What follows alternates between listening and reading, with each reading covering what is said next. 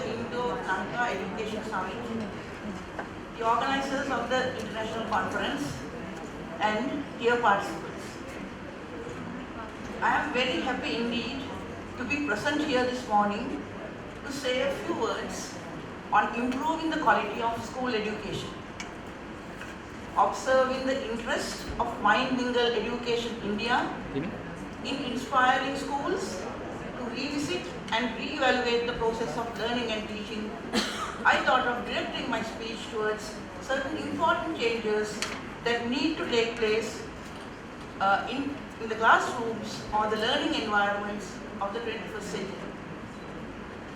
Let me start my address by drawing our attention to a major paradigm shift that we are experiencing today in education. This shift, related to the changing role of the teacher, is linked to the changing nature of the society. As we all know, our ancient societies that had been very simple and static changed gradually to become complex and dynamic. The children of these societies came to school to get the knowledge available to the teacher to adopt or use as it is. These children, coming from simple and static societies, were lucky for two reasons. First, for being able to use the knowledge they get from the teacher directly, with no change whatsoever. And second, for being able to use this knowledge throughout their lives. Although the societies became somewhat complex and dynamic in the mid-era, the children still went in search of teachers to brighten their futures. These children, however, would not use the knowledge they acquired from the teacher directly to attain their purposes. They had to adapt this knowledge to suit the needs of the situation they were facing. The children of the modern era, acting quite differently, do not go to school to get the knowledge available to the teacher. Instead, they go to school to find out the knowledge and meaning by themselves or with the support of the teacher. In other words, their purpose is to prepare for the emerging future that is becoming highly complex and dynamic. With such changes taking place in student behavior with respect to the philosophical question, why children learn, the teacher's role also changed from transmission to transaction and from transaction to transformation. The traditional concept of training losing its position with this type of change allowed a new term by the name of education to come to the fore. All this forced the concepts of teacher training and management training to be replaced by new terms, namely teacher education and management education. The term education also getting redundant with the next paradigm shift. Another term called development came to the fore.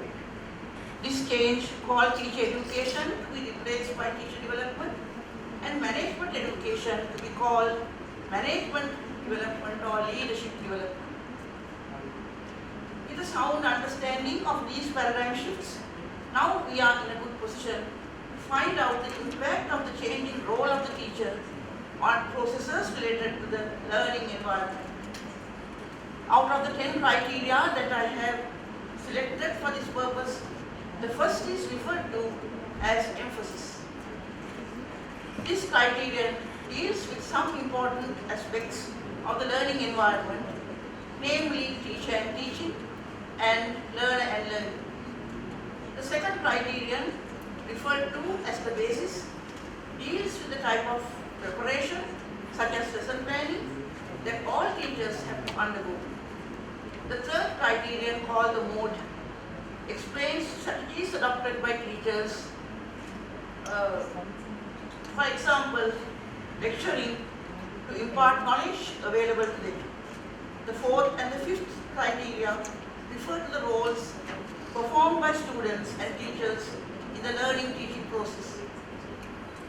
For example, students acting as learners, and teachers as transmitters.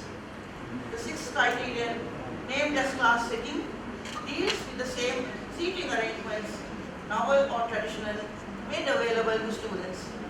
The seventh criterion, dealing with communication, discusses the communication patterns such as unidirectional, bidirectional, or multidirectional communication observed in the learning environment.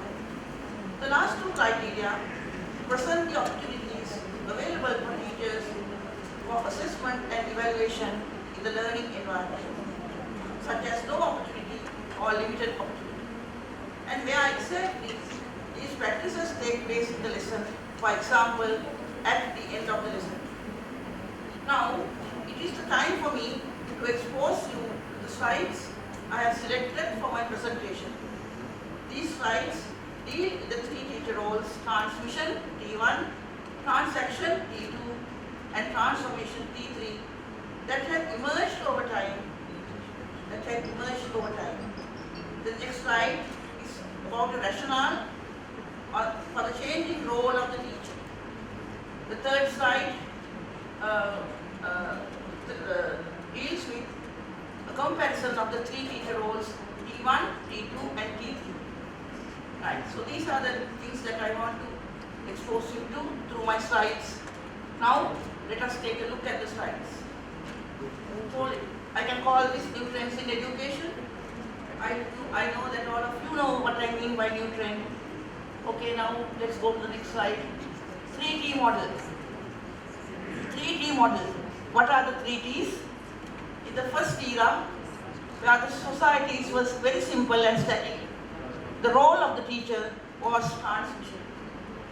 In the second era, right, with some complexity coming into the societies and the nature becoming more translating the question, why children learn? Okay, now let's look at the ancient era. Right? Why did the children come to school? Or why did the children went in search of teachers? The answer is to get the knowledge available to the teacher, to adopt as it is, to adopt, to use as it is. Right? This was the reason that very simple societies, very static societies, make the children to go to school, to get the knowledge available to the teacher, to adopt or use as it is. In the next era, still they were interested in going to school to get the knowledge available to the teacher. But due to changing circumstances, they could not use the knowledge as it is. They had to adapt it as suitable. Adopt and adapt. Right? The first era, they could adopt the knowledge that they got from the teacher. The second era, they had to adapt the knowledge as suitable. Then in the third era, why did they go to school? Why did they go in search of teachers? To find out knowledge and meaning, to prepare for the emerging future. The future is emerging, a very complex and very dynamic future is emerging. So the children went to school. They had no intention of getting the knowledge available to the teacher.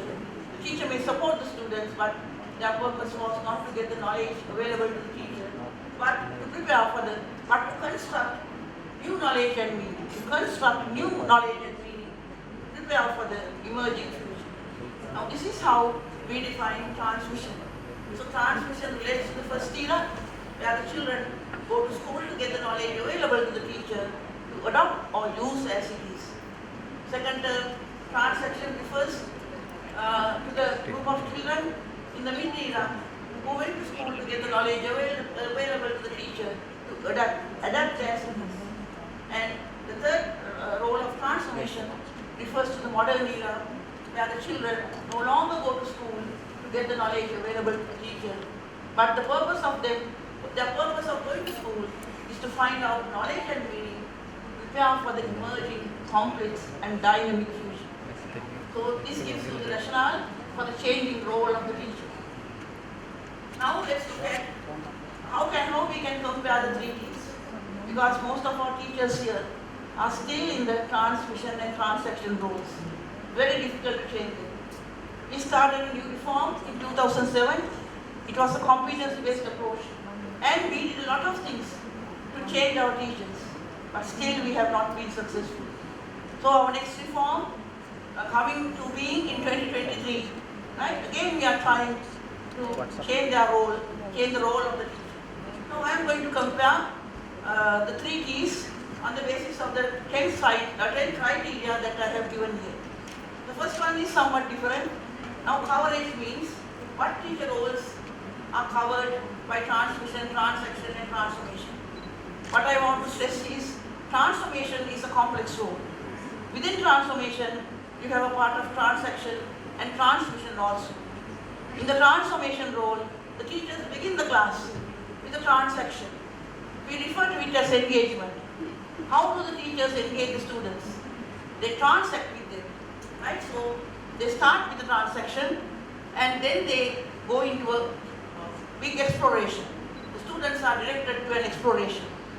And finally, as the last item of the transformation role, the teachers make a presentation.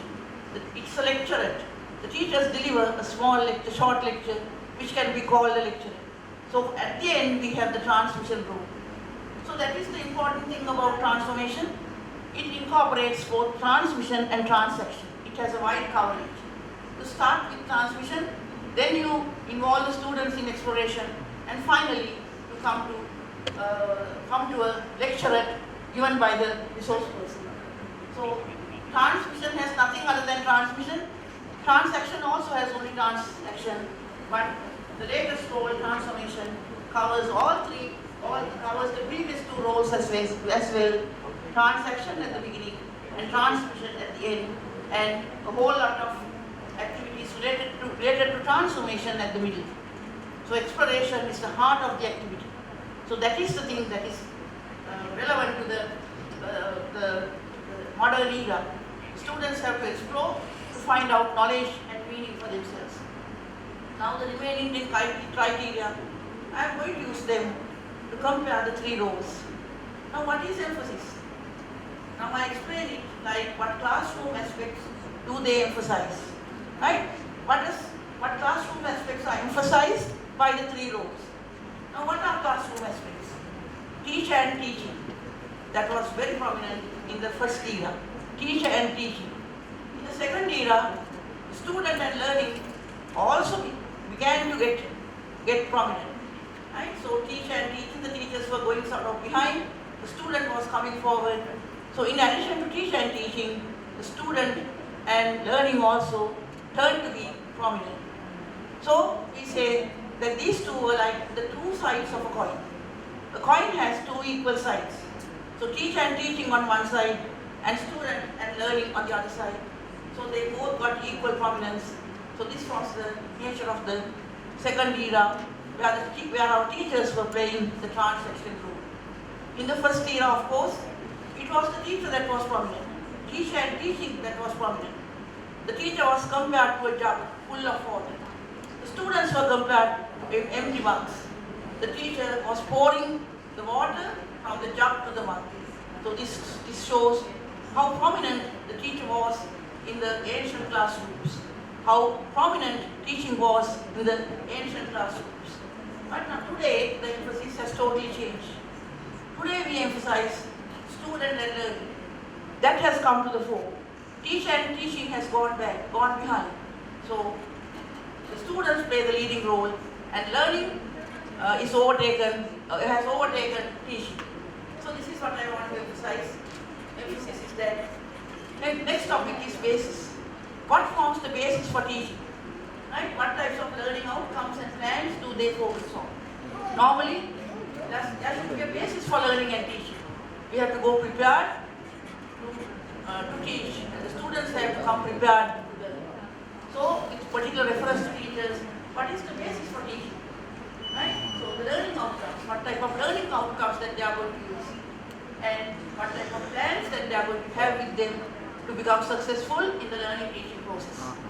I will explain these things more in my next slide, just for you to understand what I mean by the basis. It is the type of learning outcomes and plans on which they focus upon. Next one, mode of learning. What is the main mode of learning? And for example, it can be a lecture, it can be a dialogue, it can be a discussion, it can be exploration. So what do the 3 roles emphasize? What is emphasized in transmission, what is emphasized in transaction, and what mode is emphasized in transformation? mode of learning is there, what the main mode of learning, or as in the past, what is the main mode of teaching. Then I try to consider who the teacher is. Who the teacher is. As whom does the teacher function? What is the role of the teacher? As whom is the teacher function? Then the students. What is their role? What roles are assigned to the students? I will try to compare. I use this criterion to compare the three roles of the teacher. Then I also like to compare class setting. What class types are adopted? Now you are in the lecture mode. This is a lecture theatre where the chairs and tables, the chairs are kept in rows. The students are seated in rows. So that is the type of class setting that we have here in this auditorium. Then comes communication. What communication patterns are from in my first part of the presentation, I told you that we have unidirectional communication, bidirectional communication, multidirectional communication. Now I am doing unidirectional communication.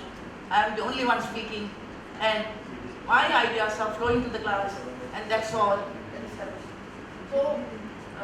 So what is communication? What are the communication patterns that are prominent in the three teacher roles? And then we come to inputs. We used to call them quality inputs, right, in the 2007 reform, because we had a special code to provide money for the schools to equip them with the needed quality inputs, right? So that's why we use the term quality inputs, but we can call it just inputs. What are the inputs? What is the dependence on quality inputs? Which role needs more quality inputs? Is it transmission, transaction, or transformation? Then we come to assessment, right? This is the support that the teachers are giving the students. As I mentioned to you, that the students come to school to learn for themselves, to learn by themselves, to construct knowledge and meaning by themselves. They don't depend on the teacher, but still there's a role for the teacher. When the students are learning, the teacher has to support the students, and that is called assessment. The support given by the teacher to facilitate learning. So assessment, is there room for assessment? In transmission, is there room for assessment? In transaction, what type of room is available for assessment? In the transformation role, how the teachers are assessing the students. So we will be comparing on the basis of assessment. Finally, we come to evaluation. Right? We all had evaluation as the only factor. We used evaluation in the past as our main theme. What is evaluation? We try to find the performance of the students. Right? This can be done in every activity. This can be done periodically in the learning teaching continuum. This also can be done at the end of the learning teaching, at the end of the activity continuum. So we are quite familiar with the term evaluation, but assessment is the new term for us. So evaluation, where and how does evaluation take place? Where exactly in the learning teaching process would evaluation take place? And how would the students be evaluated? So evaluation has three parts. If we are doing it in every activity, we can call it continuous evaluation. But if we select certain points during the activity continuum, then it is called the formative evaluation. But we always have something at the end which is called summative evaluation. So these are the 10 themes that I have selected to compare the three T's, T1, T2 and T3. Now let's start comparing the three T's, and let's try to have a correct understanding of what the modern teachers should do and what the modern students should do, because there are drastic changes that have occurred over time, and we find most of our teachers still in transmission and transaction. So now what is the criteria? I am going to compare the three teacher roles: transmission T1, transaction T2 and transformation T3. First, let us take the first criterion, emphasis. What do these roles emphasize? I told you that there are four things, four classroom aspects: teacher and teaching, learner and learning. So let's see how these things are emphasized by the three roles. Under transmission, it is only the teacher and teaching that are emphasized. That's why I took the example, the teacher is compared to a jug full of water. The teachers don't believe that the students have something in their heads. So they just try to pour water from the jug to the mug. Right? So teach and teaching is the only prominent factors in the first role of transmission.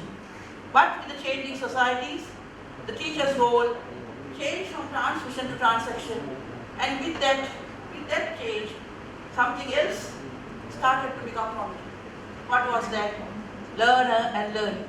Not only teacher and teaching, but the learner and learning, they started to get prominent. So in the mid-era, these two are like the two sides of a coin. Teacher and teaching on one side, and learner and learning on the other side. Now in the modern era, the teacher is going still behind, and students are coming forward. So it is the learner and learning that is emphasized, not teacher and teaching at all. Teacher and teaching, teacher has a limited role, a supportive role. That is the main thing for the teacher. But it is the student who is constructing new knowledge and meaning and preparing for the forthcoming complex and dynamic future or emerging future. So this is the comparison that I like to expose you to. And then we come to the basis. What forms the basis? What forms the basis? In the ancient past, the people who were teachers, they came to class prepared for presentations. I am doing a presentation now. So I have a plan. I have a list of topics. They came to class with a list of topics to be presented one after the other. They had a sequence. They have determined the sequence.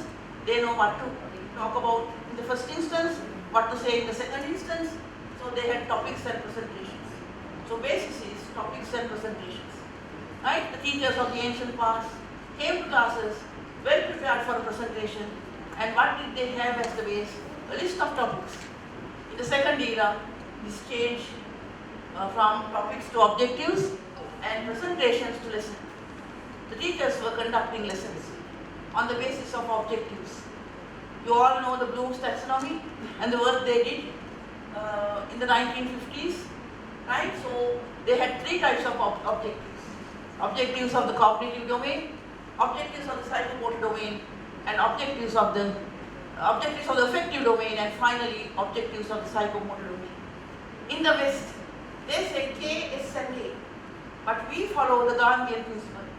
Your great person, he told us that we have to nourish head, heart and hand. So we stick to that. First the head, then the heart, then the hand. But if you go to the Western literature, they say head, hand and heart, which is, I don't think it is correct. Right? When you get knowledge for the head, your hearts begin to speak to you. Your hearts would tell you, hey, that is fine, that is good knowledge. Right? I am getting good knowledge. Right? The hearts are speaking for the knowledge. So that is the affective domain that you are developing. So with that change in the heart, you are ready to go out and practice the skills. So heart, head, heart and hand, that is the correct order as I understand. And it was Mahatma Gandhi, great person of India, who has given that 3H concept to us. Head, heart and hand. He never said head, hand and heart as the Western people say. But we are all copying the Western ideas. Right? When we go to the universities, they teach us head, hand and heart. But in the education system, thoroughly accepting the Gandhian principle, we always say head, hand and heart and not head, heart and hand and not head, hand and heart. So objectives are of three types. Cognitive domain, objectives in the cognitive domain, objectives in the affective domain, and finally objectives in the psychomotor domain. Now in the modern era, in the 2007 reform, we selected competencies as our learning outcomes. At that time, the whole world was changing towards competence-based approaches. So our learning outcome was competencies, and to give the children, to let the children attain the competencies, what did we do? We developed activities. So it was an activity-oriented approach, a competency-based approach, and a student-centered approach that we introduced at the dawn of the new millennium, in our first reform of the new millennium, which came to be in 2007. We have an 8-year curriculum cycle. Every 8 years our curricula changed. So the next reform came in 2015. I was retired by that time.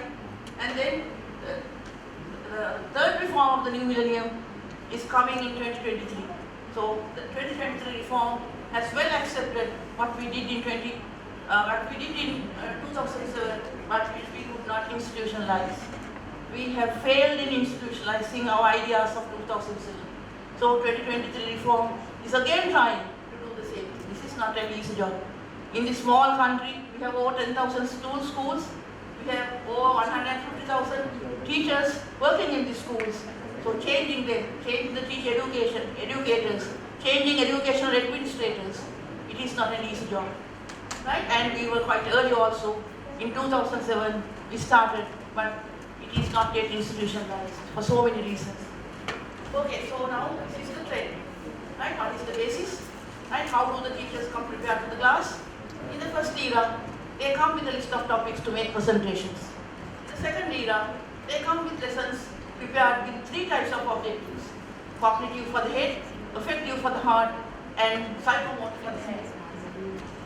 These are not integrated, but today we are going for integrated classifications.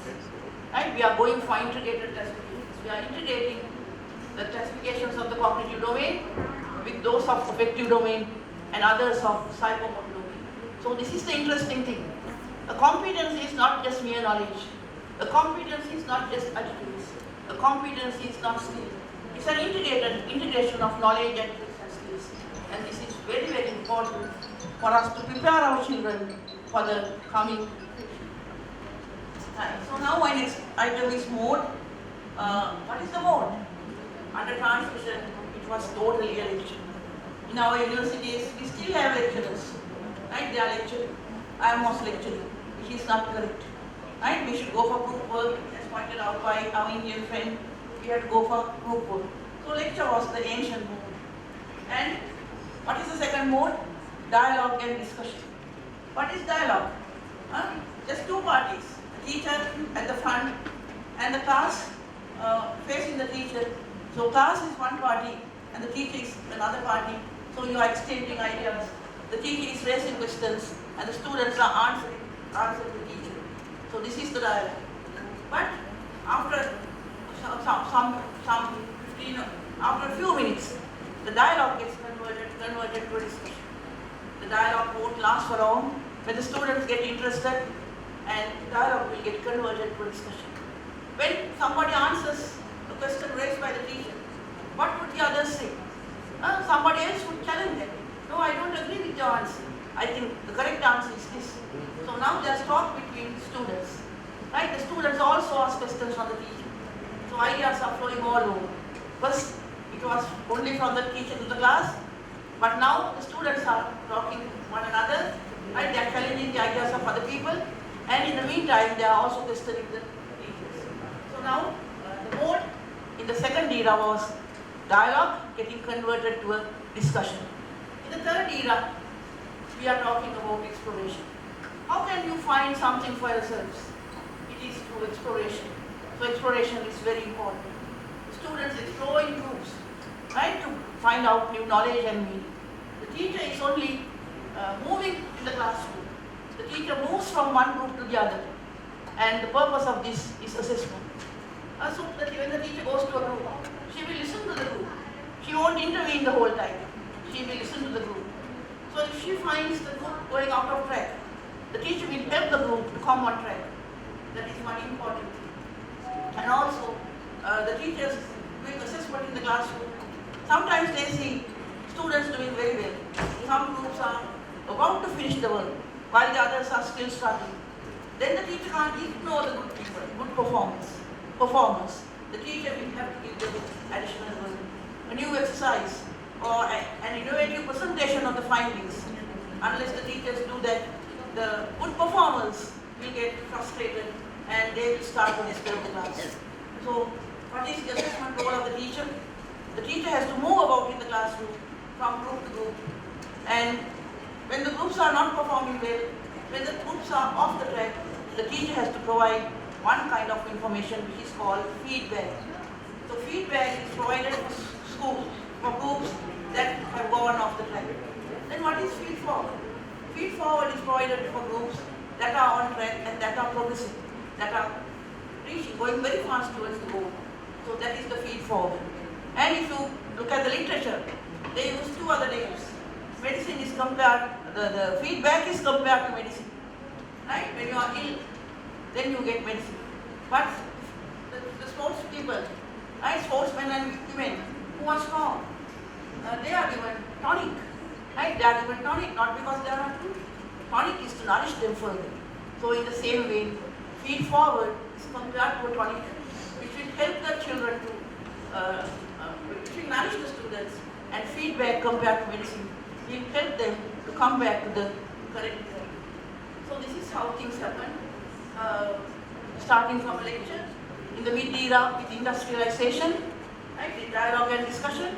Today in the modern information era or knowledge era, we are talking about exploration. Okay, now let's come to the next. Teacher as. Who is the teacher? The teacher is compared to a transmitter. It's like a loudspeaker. We all know what happens with the loudspeaker. The sound waves are moving, right? So from the speaker to the audience. The teacher was compared to a transmitter. In the second role, the teacher was compared to a facilitator.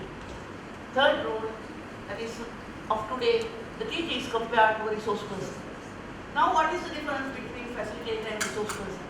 Right? In the books we read, they use these terms interchangeably.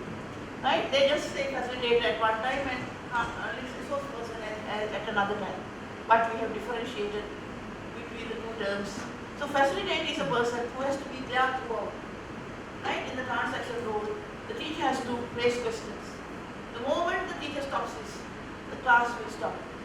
Let's assume that the principal came to the class and the teacher had to move to the road to meet the principal. Then the class stops. So facilitator is some person who is there throughout, helping the students to learn. But resource person is somewhat different. Right? Who are resource persons? They are not with the people all the time. They come when they are invited and then they go back. So resource person is somebody different, and the teacher's role is to play the role of resource person. The teachers are moving from group to group, right? They are listening. They stand behind the group and they are listening to the students, observing them. If the teacher finds that they are not doing well, then only the teacher will intervene. Otherwise, the resource persons don't intervene all the time, right? So the teacher will intervene and give the correct information. If they are off the track, the teacher will give them medicine or feedback to put them back to track. And if the groups are doing well, the teacher will give them feed forward or tonic to improve them further. So facilitator and resource person, there's a big difference. In the second role of transaction, the teachers play the facilitation role. In the third role of resource person, it was totally different. They are not disturbing the groups all the time. They are there to intervene as and when necessary. Next one is about listener. In the first role, now who is the student? What is the role of the student? In the first role of the agrarian eras, the student was the listener. The teacher was the transmitter.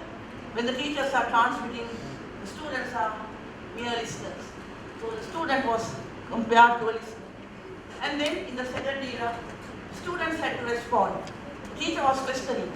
The students were expected to respond. So the student's role was respondent. But in the new era, the students had a whole lot of roles to play. Right? So when the class begins with the transaction, as I told you earlier, the third role of transformation incorporates transformation at the beginning, and then exploration at the middle, and transmission at the end. So at the beginning, when the teachers are transacting, students are respondents. At the middle of the lessons, when the students are exploring, students become explorers. They work in groups, right? So they explore in groups. The role of the student in the middle part of the activity is exploration. So their role is explorer. And then they have to present what they have found from their explorations. They have to present their findings, exploration findings. So they are presenters. And then we can call them the explain, right? Explain or presenting. Then after that they are asked to elaborate. The presenting group has to elaborate, the listening groups have to elaborate, and finally the teacher also has to elaborate. Otherwise, there's no learning happening. Right? If the teachers just say, okay, you're fine, good, and if they go back, students don't learn. So we have to make it a point to get the teachers to do the final elaboration, showing the students all their mistakes, all their strengths, showing them how their strengths can be improved, how their shortcomings can be overcome.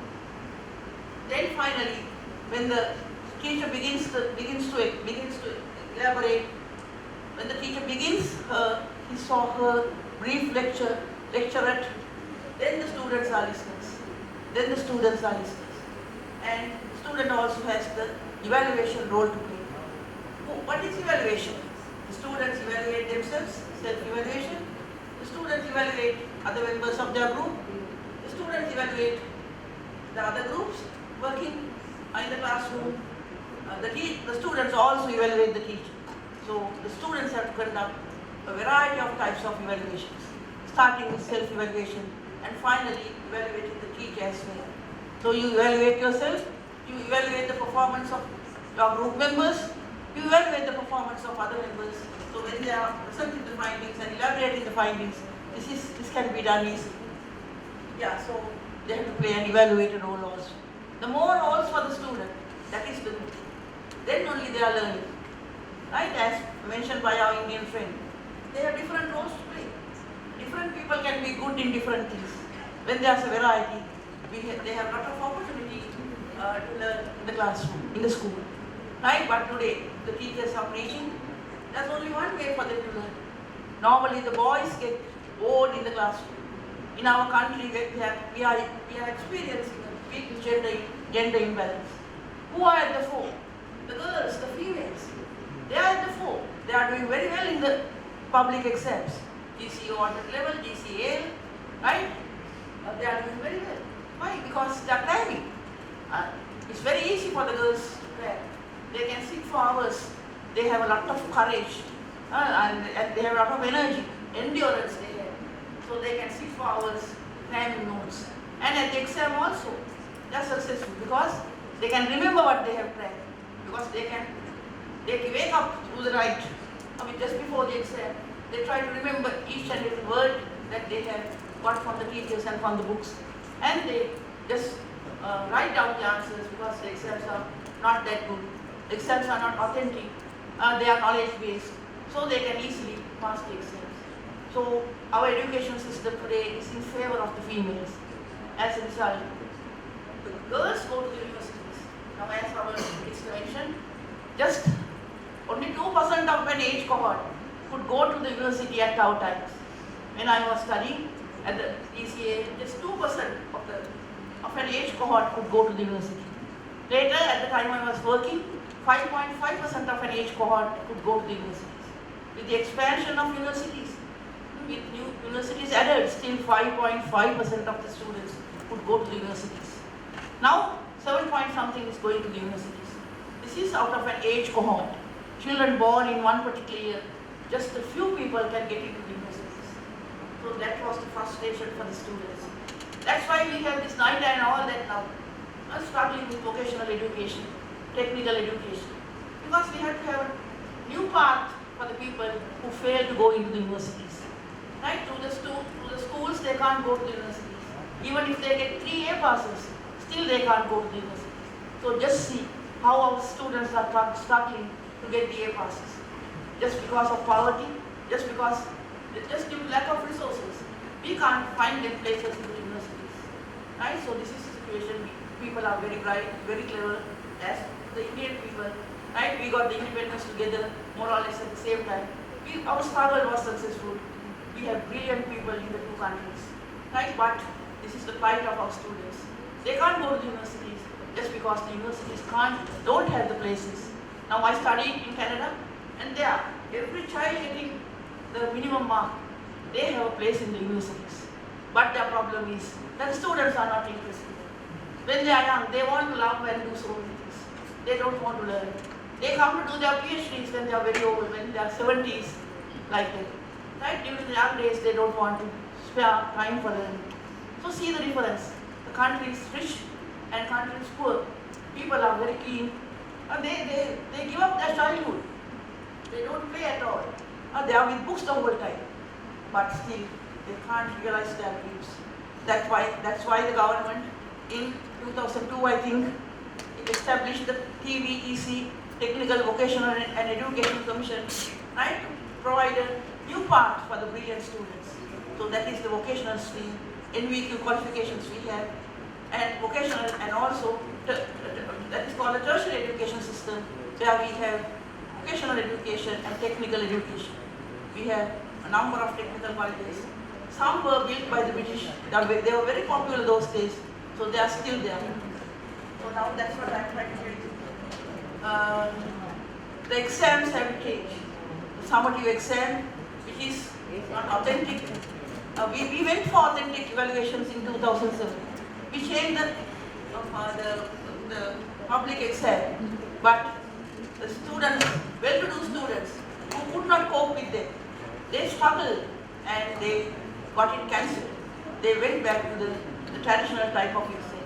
So these type of things are happening in our country, right? All the good ideas are getting diluted because some people are struggling to get their objectives.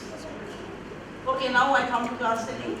Class setting in the ancient past was very traditional. Still it is traditional. Now see, you are sitting in a lecture theatre with rows of chairs, desks and chairs placed in rows. Right? So in the classrooms we have the same thing. Even the pictures shown by the Indian colleague, right? Some of the classes were like that. But that is the traditional mode, traditional class setting. But later in the mid-era, they tried to modify this. They went for semicircles, horseshoe shapes, or the three sides of a rectangle, or the right angle like this. Right? The classes, the seating arrangement was changed. It was sort of modified. They went beyond the traditional type of rows, students sitting in rows, to go for the modified type like semicircle, horseshoe, or three sides of a rectangle. Today, the classes have two types, whole class and small groups. At the outset, at the beginning of the activity, the teachers transect in the whole class. To motivate the students, to engage the students, the teacher can sing a song, the teacher can expose the students to some pictures, the teacher can show them, read out some newspaper article, something from her diary, or some newspaper headlines. They can be exposed to a cartoon, something like that, or case study, something very interesting should happen at the beginning. For this, the students sit in the whole class. The teacher is performing the transaction too. So you start with the whole class. And then, when the students are engaged, they can be sent to the small groups. So small groups, you have to decide on the number, depending on the class size, and also depending on the facets of the problem. Whatever problem we select has a number of facets. So we normally decide on the groups on the basis of the facets of the problem. Right? I can show these two examples by that time, but I don't think I have all that time. So for grouping, you have to use two things. Right? The class size and also the facets of the problem.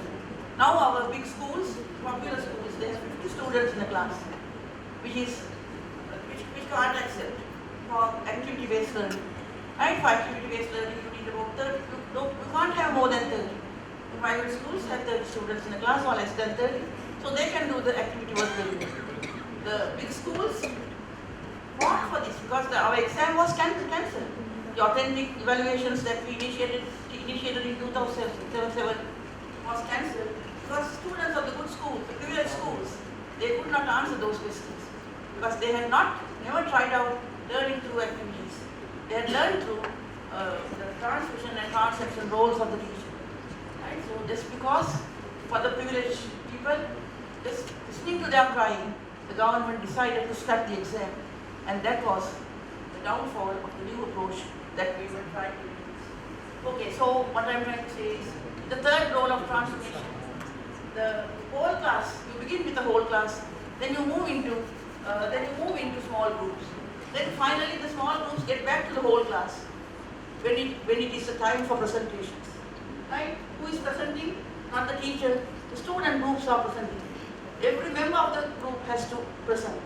Right? It is not just one or two people talking. Everybody has to share the presentation, and we call that a team presentation. It has to be an innovative team presentation, and it has to be for the whole class.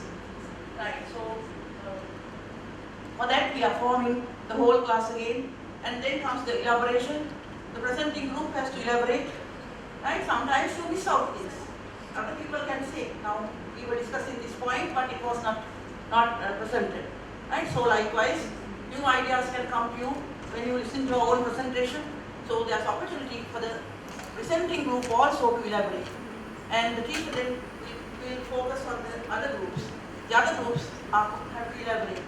Other groups have to elaborate what the presenting group was doing. Now this is easy because they are working on different facets of the same problem. Right? Different facets of the same problem. If you are making boards in the classroom, in the preschool level, one group can use flowers to make boards. The other group can use leaves to make boards. The third group can use fruits to make boards. So you have some idea about board making, whether you have used leaves, fruits, or leaves. Right? So that is why focusing on the facets of the problem is very important. If you send them in 3 different directions, then you can't integrate the findings. So the final thing is the elaboration. Elaboration by the presenters themselves, then the listening groups, and finally, the final elaboration is by the teacher. I say that it has to be a lecture, not a lengthy lecture, but a brief lecture which can be called a lecture. Right, so there's a change in the class from whole class to small groups, and small group to whole class. That is for the 21st century. Then I come to communication. When the teacher is playing the unidirectional role, right, ideas are flowing only in one way. Ideas are flowing only in one way. Unidirection from the teacher to the class. That is the nature of the lecture, as what I am doing. Unidirection. Then we have to think about the transaction role. I told you that there's dialogue and discussion. In the dialogue, the ideas of the questions are raised by the teacher and the answers are given by the class. So the mode of communication or the pattern of communication is bi-directional, from the teacher to the class and from the class to the teacher. And then there will be interaction among people, interaction among the students, the students asking questions from the teacher, ideas are flowing all over, then that is multi-directional. So I attach these to the transaction rule. What are the communication patterns in the transaction rule? Bidirectional communication and multidirectional communication. Finally, we come to transformation. Transformation has all these rules. The task begins with the transaction. So we observe, we see bi and multidirectional communication at the beginning. Then the class moves into a group situation. And then there's communication within the group.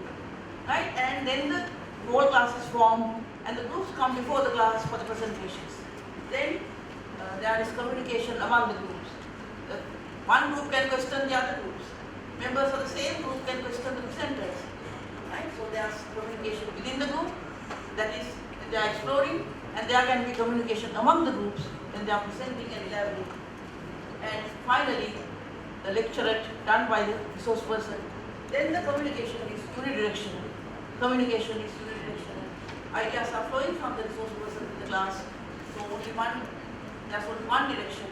That is the lecturer that she is doing, or a brief lecture. So it has to be unidirectional. See how the communication patterns have changed, giving more opportunities for students of the transformation group. Students who are coming under teachers playing the transformation group. Next one is inputs, quality inputs. At the beginning we had only chalk and board. Right? When the teacher is a transmitter, the blackboard, we have the blackboards, we have the smart boards also only enough for the schools, but I think blackboard is more than enough. We can use that properly. That is fine. Then the chalk is here. And the teachers, only chalk and board. And they jot down something on the board as they present. The important words, important terms, they can jot down on the board. So only chalk and board for the first role of transaction. Then for the transaction, you have to use some inputs. That is to start the lesson. You have to motivate the students at the beginning. Right? Now they come to class, not in a mood to learn. So we have to attract their attention. We have to draw their attention. So now we say just a few inputs have to be there to start the class. that is the transaction rule, right? You have to enter the class, start, you have to have a good start, with the students motivated only, they will learn. Then in the transformation role, we have many inputs in all three stages of the activity. First stage of engagement, we need songs, poems, then cartoons, pictures, case studies, role plays, so many things can be done in the first step of engagement. The second step, we have to have workstations for them to work. So there's group work, they may be making things, they may be learning through experiences, whatever they do, you need inputs. Then in the final stage for presentation, still you need inputs. Right? It can be a gallery walk, it can be the jigsaw method that you are using, it can be the rope and twig method, or it can be the donut method, it can be think, bear and share method. Lots of methods are there. So these methods, when you have more methods, you need more inputs. Right, so the transformation role needs the most amount of inputs to be successful. Next one is assessment. Now what happens in the transmission role? When the teacher is talking the whole time, now I am talking the whole time, I can see people talking also before me, right? Yeah, so what can I do? I have to continue with my lecture, right? I can't stop, right? So no time for assessment. No time for assessment. What is that? No time for assessment. The teachers who are talking, they have to focus on what they are going to say next. So they can't understand the children. They can't find out who is listening, who is not listening, who is grasping the thing, who is hungry, and who is suffering from some health problem. The teacher can't understand. Right, so no time for assessment. And then in the second one, slightly during the lesson, when you are transacting, what will happen? When you are transacting, slightly during the lesson, right? Now you pose a question. Everybody is jumping and saying, I know teacher, they are raising their hand, let me answer. So that means the question is too simple. Now the teacher judges the level of the class. These questions are too simple for my duties. Then the teacher begins to question them in a different way. The complex questions are asked. Nobody is answering. No hand can be seen. Now the teacher finds that the questions are too difficult for the class. Now this is the type of assessment that is happening. So that's why I say slightly during the lesson, depending on the questions that you raise, right? So you can get what they understand. You can understand your class slightly during the lesson. So when you understand your class, you can change your teaching style. You can pose the questions that are suitable for the students, not too easy or not too difficult. You know where exactly they are. So you can raise the questions that are suitable for the class, slightly during the lesson. So there is no assessment in the first role of transmission, but there can be some assessment in the second role, because the questions you raise tell you whether you are doing well or bad. The third stage, during exploration, right? When the students are exploring, they are in groups. The teacher is free now. Free for what? Free for assessment. The teacher is free now for assessment. In the transmission role, the teacher is not free. She has to talk the whole time. In the transaction role, the teacher is still not free, because she has to pose questions one after the other. But in the transformation role, when the students are working, the teacher is free not to sit at her desk, or not to leave the class and to have chat with the next door teacher, or not to go outside and take a call. She is free not for that. She is free to move about in the classroom, to move from group to group, and to make sure that the students are learning, the students are on the right track, and to help them as necessary. And that is necessary. Right. So, in the third role of exploration, the teachers have a lot of time for assessment. In the first role of transmission, they have no time for assessment. In the second role, because of the questioning mode that they are using, they can use that questioning to assess their students and to pose the correct type of questions that the class demands. But in the third role of exploration, they have ample opportunity to do the assessments. Now finally, I come to evaluation. At the end of the presentation. So you do a lecture, and at the end you pose a few questions. Some clever students will answer. Then you have to be satisfied that you have done well. Right? So questions at the end of the presentation. But just a few people will answer, nobody else.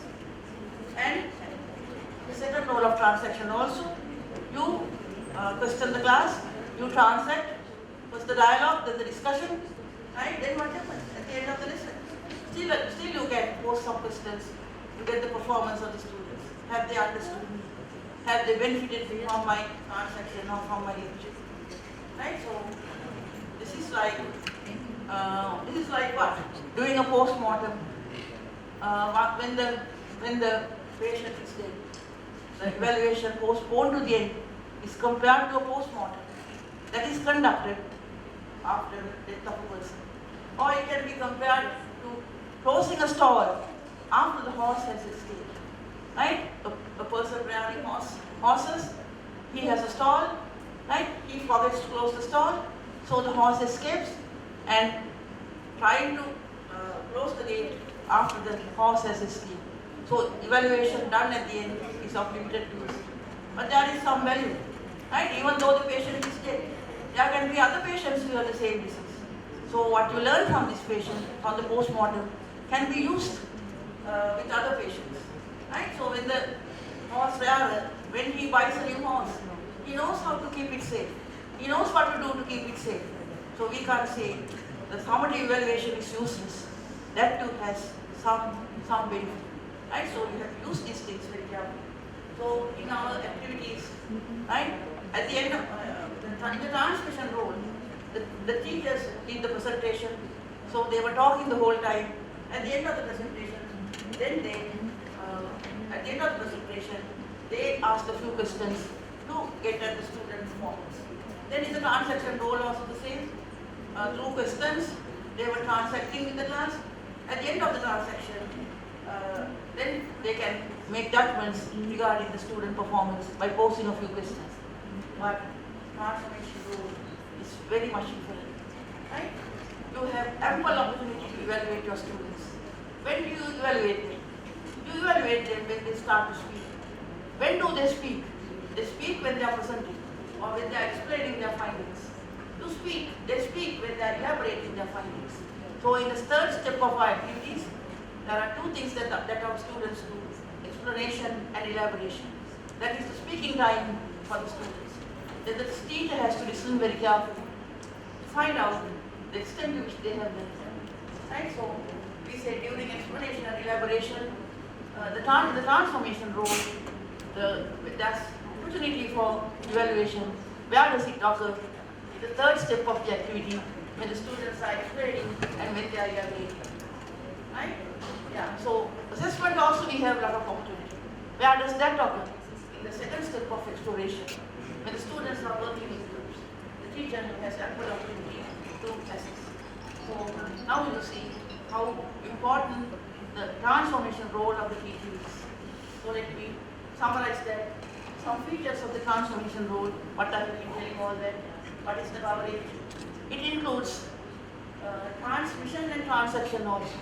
Transaction at the beginning and transmission at the end, and whole lot of ideas related to transformation at the middle. Second one, emphasis. It emphasizes students and learning. Is student-centered, no longer teacher-centered. We have to focus on the students. They have different needs. Today you have universal design learning, universal learning designs also, right? So you can make learning relevant to each and every child in the classroom, not just special needs students. There can be other students, right? The brilliant students and weaker ones, right? They are normal students, so we can help them. So emphasis is on students and then basis.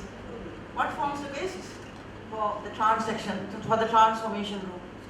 The teacher has to come to class prepared with an activity plan. Right? The teachers come to class with activity plans. The activity plans are developed on the basis of competencies. We normally have 3 levels of competencies: the broad level, intermediate level, and the specific level. Right? So each activity is judged. The performance of the students under each activity is judged on the basis of the specific competencies that we identify. Right? So these are details. What is the basis? The teacher has to come to class with an activity plan developed on the basis of a competence level. not the broad competency, but a competency level within the broad competency. Then what is the mode of learning? The students are learning through exploration. This is the main mode of learning, right? Although they can learn when they are doing the presentations, they can learn when they are doing the elaborations, they can learn in the engagement also, engagement step also. But what is the main mode of learning? It is the exploration. And then teacher as resource person. Teacher is not a facilitator. Facilitators have to be there forever, right? Posing one question after the other.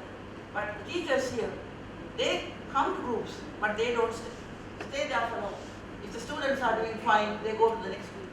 So that is the resource person's role, and teacher is compared to the resource person. Then students, now see how many roles they have. Students as listeners, respondents, explorer, information seeker, I use that, information seeker, presenter, elaborator, listener, note taker, and evaluator. They can make their notes.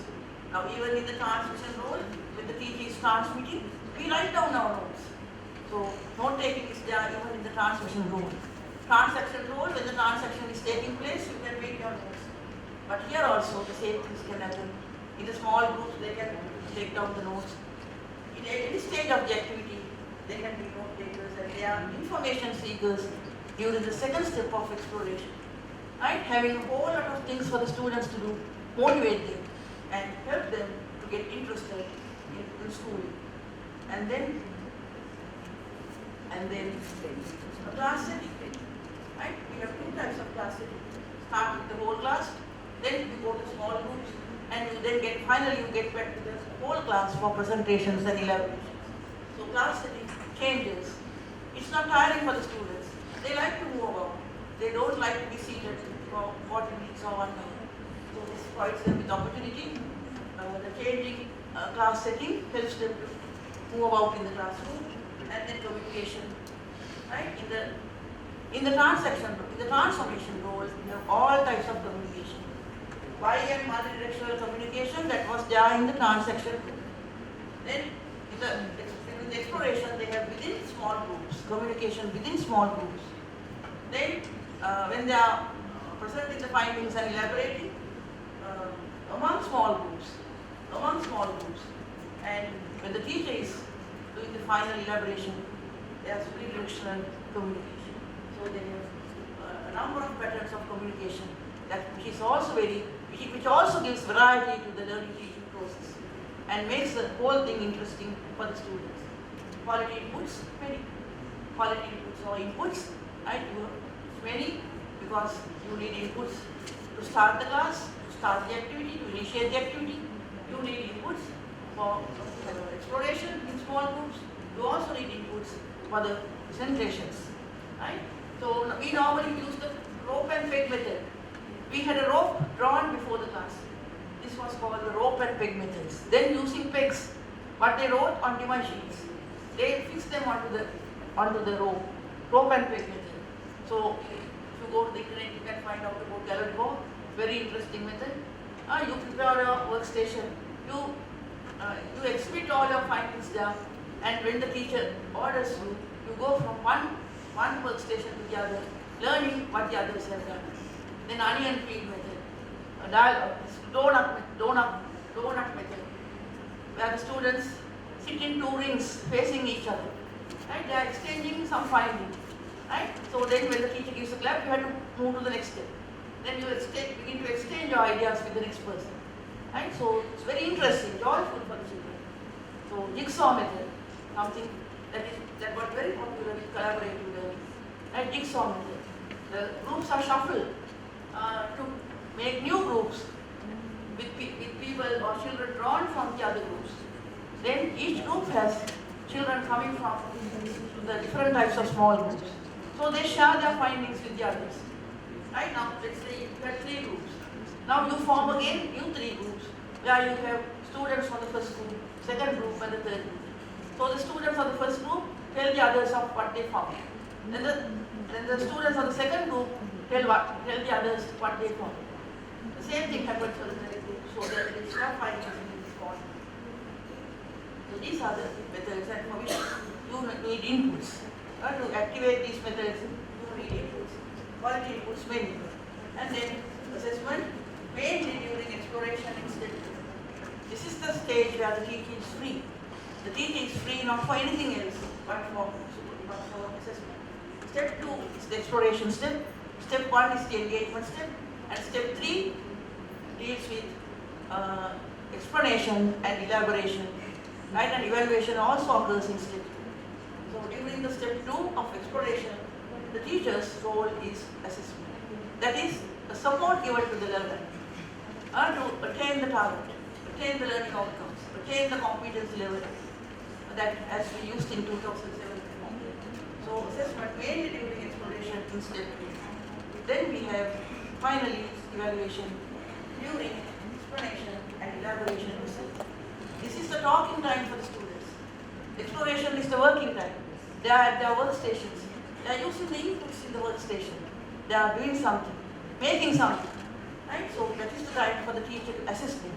But when they begin to present their findings, when they begin to explain and elaborate their findings in step 3, then it is the time for the teacher to listen carefully, to find out what they have understood, to find out what they have not understood, and to elaborate again. When she is making the lecture, the short lecture, she has to tell how well they have done, what they have missed out, their strengths, their weaknesses, how they should improve for the future. Right? So evaluation is very important. It helps the teacher to give reinforcement for the children. Right? Reward the good workers and encourage the others who need improvement. So I have compared the 3 T's using 10 criteria. Coverage is something somewhat different. Coverage is what incorporates within the 3 T's. Right? But I have 10 other criteria which I use for comparison purposes. What did I compare? T1, T2 and T3. That came from the 3 different societies. The societal changes brought about 3 new roles, right? One after the other. First, in the agrarian societies, it was basically transmission. With industrialization, it became transaction. And today, in the modern knowledge society, we are talking about transformation role. So I compared these 3 roles on the basis of the 10 criteria. Right? So now you know these are the things that we have to emphasize in the modern classroom. So as Mind-Mingle has correctly pointed out, right, observing the interest of Mind-Mingle Education India in inspiring schools to revisit and re-evaluate the process of learning and teaching, I thought of directing my speech towards certain important changes that need to take place in the classroom or the learning environment of the 21st century. The classroom is out today. We don't talk of classrooms. If we are going for authentic learning, we have to talk of the learning environment. It's not the classroom that is important, it is the learning environment. Right? So that was the main point that interested me.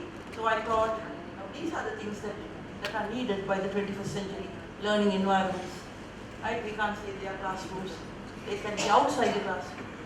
Yes, so that this brings me to the end of my presentation. Thank you very much for listening.